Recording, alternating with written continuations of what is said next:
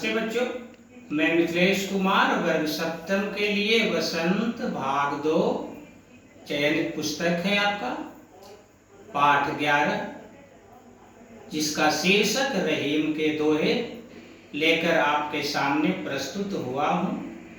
रहीम कवि एक ऐसे कवि हैं जिनके दोहे बड़े ही सार गर्भित, जीवन की गहराई, जीवन से परिचय कराते हुए अद्भुत ज्ञान देता है।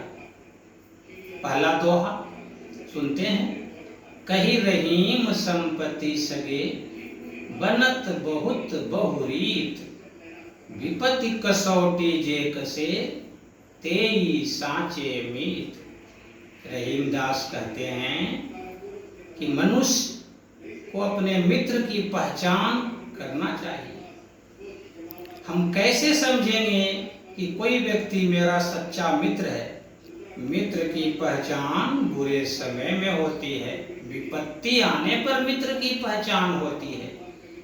कही रहीम संपत्ति सगे, संपत्ति के साथ मित्र की पहचान नहीं होती। संपत्ति जब आपके पास है तो अनेक मित्र बनते हैं। विपत्ति कसौटी जे कसे, तेई सांचे मीत। सच्चा मित्र कौन है बच्चों? जो आपको बुरे समय में, विपत्ति काल में साथ दे।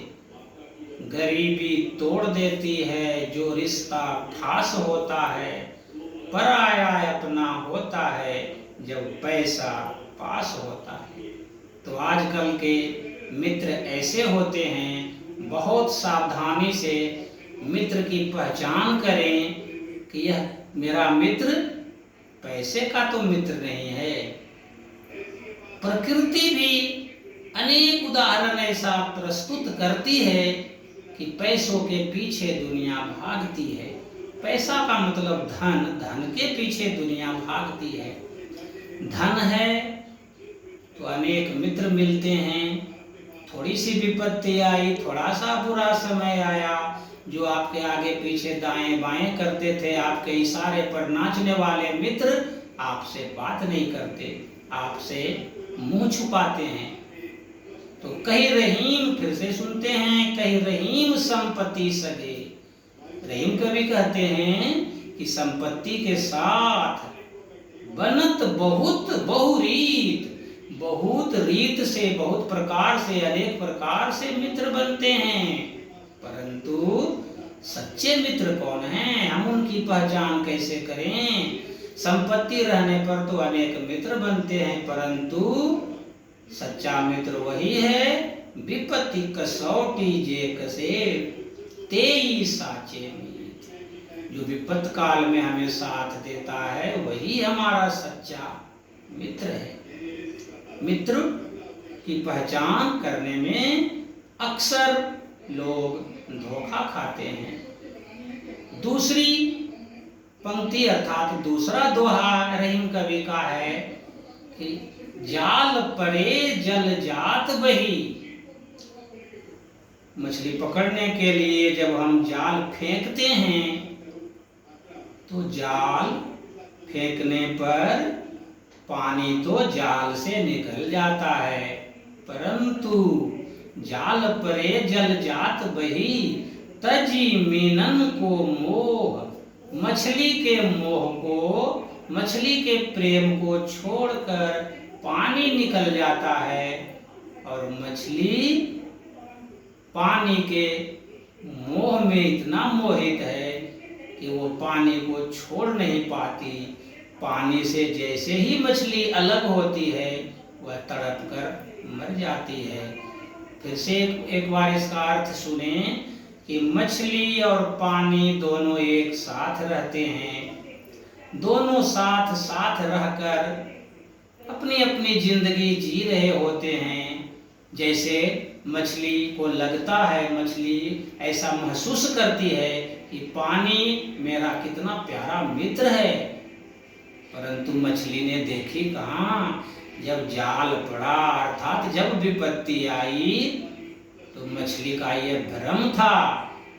मछली को छोड़कर पानी निकल गया, मछली फंस गई, पानी नहीं फंसा।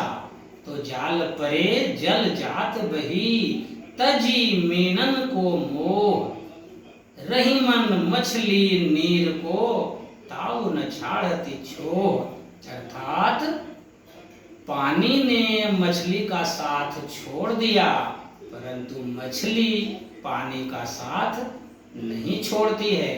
पानी से जब अलग होती है तो मछली प्रेम में छटपटा कर मर जाती है। इसे स्वदेश प्रेम भी कह सकते हैं।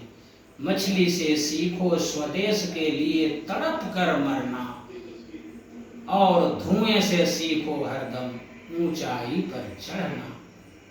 तो दूसरे दोहे के अर्थ समझ गए कि जाल पड़ने पर मछली फंसती है, पानी नहीं फंसता। मछली को पानी से प्रेम है, परंतु पानी को मछली से प्रेम नहीं है।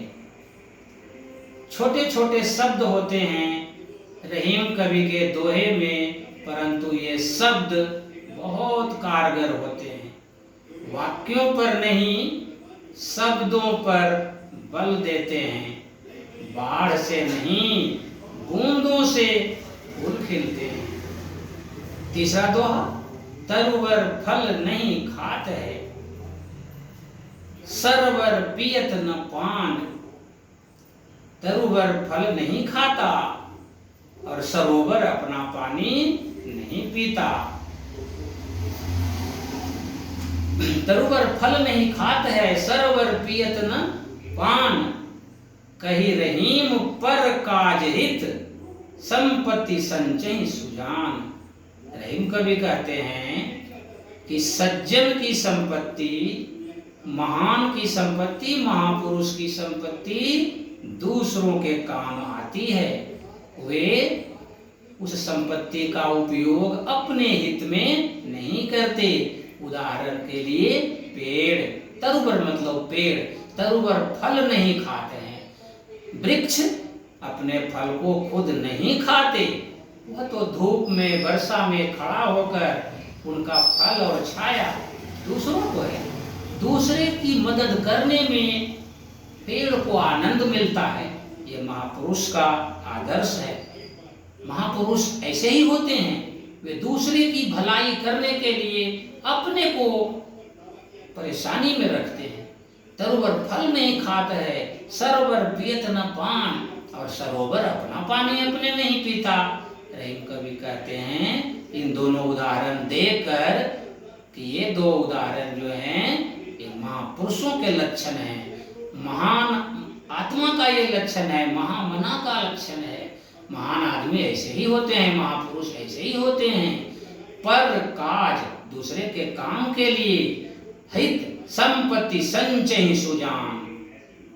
सुजान लोग, चरित्रवान लोग, उदार लोग अपनी संपत्ति इकट्ठी किस लिए करते हैं? ताकि मैं इस संपत्ति से किसी का कल्याण कर सकूं।